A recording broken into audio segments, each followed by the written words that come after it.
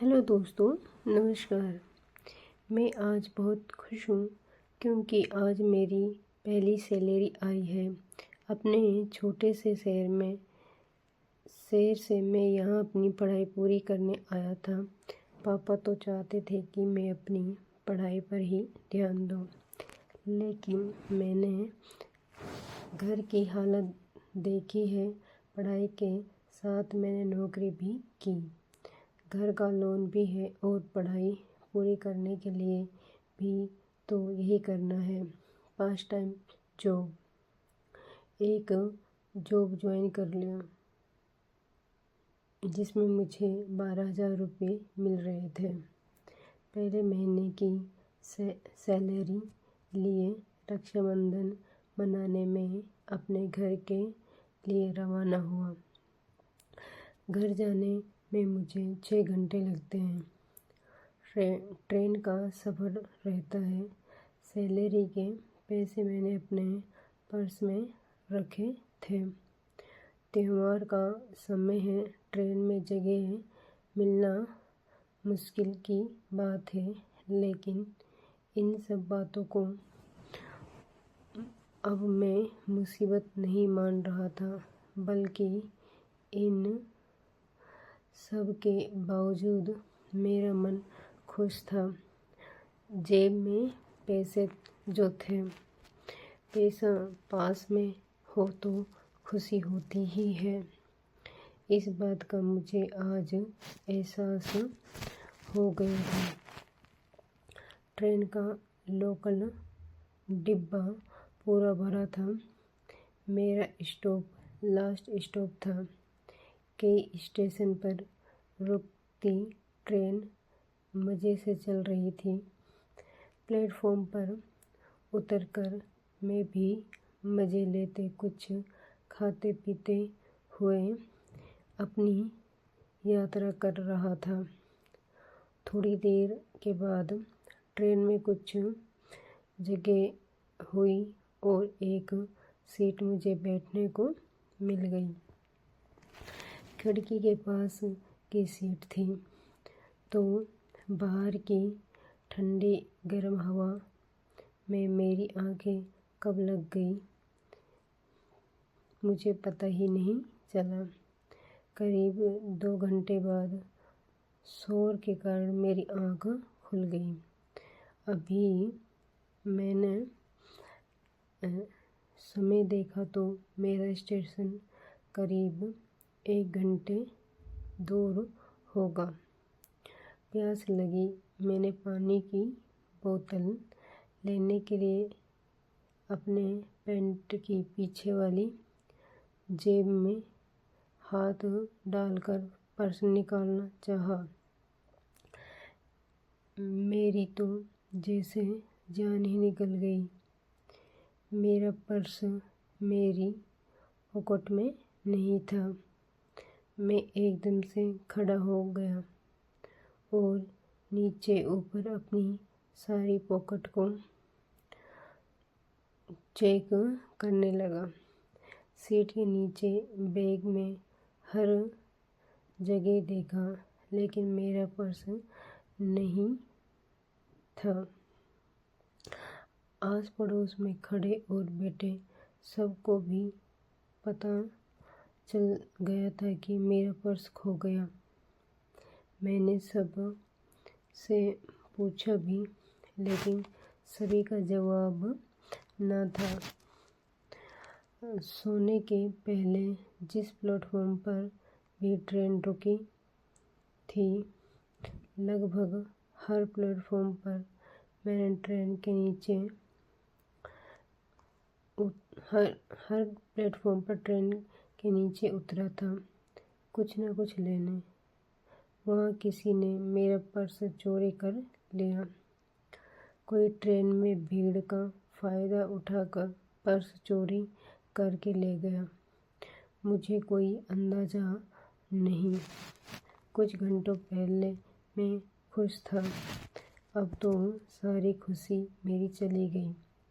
Purse में पैसों के साथ मेरी कुछ आईडी भी थी, जिसके जाने का मुझे दुख था। मेरी पहली कमाई जिससे मेरा त्यौहार अच्छा होता। सभी के लिए मैंने उन पैसों से कुछ न कुछ लेने का सोच रखा था। मेरे लिए वो पैसे बहुत थे। बस मैं सर पकड़कर बैठा रहा। मेरा स्टॉप सबसे लास्ट था और वो भी आ गया था। ट्रेन से सब उतरने लगे। मैं बस वहीं अपनी सीट पर बैठा रहा। सबको जाते हुए उतरते देख रहा था। मैं इतना लापरवाह कैसे हो सकता हूँ, यह मैं सोच रहा था। आखिर मैंने अपने पर्स का ध्यान क्यों नहीं रखा। यही सब सोच के मैं अपने आप को बार बार कोस रहा था। ट्रेन खाली होने के थोड़ी देर बाद तक मैं वहीं बैठा रहा। फिर आखिरकार मैंने खुद को संभाला। मैं अपनी सीट से उठा और दरवाजे की ओर जाने लगा। मेरी आंखें मेरी अभी भी यहाँ वहाँ मेरे पर्स को ही खोज रही थी। सोच रहा था कि क्या पता यहीं कहीं पड़ा होगा मेरा पर्स। इसलिए मैं सब सीट के नीचे एक बार फिर देखते हुए जा रहा था। मेरी नज़र एक पॉलीथीन पर पड़ी जो सीट के नीचे थी। उसको उठाकर मैंने खोल कर देखा। उसमें एक हैंडबैग निकला। वजन से थोड़ा भारी था। खोलकर मैंने जल्दी से देखा। मेरी आंखें चमक उठी। उसमें कैश था। मैंने फटाफट वो बैग को वापस बंद किया और उसी बैग को मैंने अपने बड़े बैग में डाल दिया। मैंने उसे ठीक से देखा भी नहीं कि कितने पैसे उसमें हैं। मैंने सिर्फ यही सोचा कि जल्दी से यहाँ से निकलूँ। क्या पता जिसका बैग छूट गया कहीं वो वापस न आ जाए। मैंने मन में यही सोचा कि शायद ये मेरे लिए ही छूटा है। भगवान चाहता है कि यह मुझे मिले। इसमें इतना पैसा है कि मेरी और मेरे घर वालों की कुछ समस्या तो हल हो सकती है। अब मेरी खुशी का कोई ठिकाना नहीं रहा। मैं अब पहले से भी ज़्यादा खुश था। बस मैं जल्दी से प्लेटफॉर्म से निकला और ऑटो करके अपने घर आया। घर आकर पहले मैं सबसे मिला, फिर कुछ समय सबके साथ बिताया और बात की। फिर अकेले में जाकर मैंने अपना बैग खोला और उसमें से वो बैग निकाला। मैंने उसमें रखे पैसे निकाले। करीब 2 लाख रुपये उस बैग में थे। इसके अलावा एक पर्स। मैंने पर्स खोलकर देखना चाहा, लेकिन इतने में ही कोई बाहर से आवाज़ लगाने लगा, जिस कारण मैंने फिर उसे बंद कर दिया। रक्षाबंधन पर मैंने अपनी बहनों को अच्छे से गिफ्ट दिया। साथ ही मैंने ये भी सोच लिया था कि उन पैसों का मैं क्या करने वाला हूँ। इस बारे में मैंने घर पर कुछ नहीं कहा, सिर्फ मन प्लान बना लिया था। पापा के एक लोन की किस्त बाकी थी। मैंने उसमें से उन्हें बिना बताए 30,000 रुपये किस्त भर दी। बाकी के पैसों को भी मैं ऐसे ही इस्तेमाल करने वाला था। मैं बस 3 दिन की छुट्टी आया था। वापस जॉब और पढ़ाई के लिए लौटने का समय हो गया था। मैं वापस ट्रेन में बैठ गया। इस बार मेरे बैग के साथ उसमें वो छोटा बैग भी था जिसमें करीब 1,60,000 रुपये थे। एक बार मेरा पर्स चोरी होने के बाद अब मैं ज़्यादा सतर्क हो गया हूँ। मुझे नहीं लगता कि अब मैं ऐसी गलती दोबारा करूँगा। मैंने अपना हाथ बैग से हटाया ही नहीं। प्लेटफॉर्म पर नीचे उतरते हुए भी मैं अपने बैग को अपने साथ लेकर गया। करीब आधा सफ़र हो गया था। एक प्लेटफॉर्म पर गाड़ी रुकी। मैंने एक लड़के को जो चाय बेच रहा था बुलाया और बोला कि चाय दे। लड़के ने मुझे चाय भर के दी और जैसे ही उसने मेरी तरफ देखा वो बिना पैसे लिए बिना कुछ बोले भागा। मैंने उसे आवाज़ लगाई कि भाई छोटू कहाँ जा रहा है अपने पैसे तो लेकर जा। पर वो भागा ही जा रहा था। कुछ मिनट बाद वो दिखाई देना बंद हो गया। शायद प्लेटफॉर्म के बाहर किसी दुकान में गया था। ट्रेन का समय हुआ। हॉर्न बजा। धीरे धीरे गाड़ी प्लेटफॉर्म से निकलने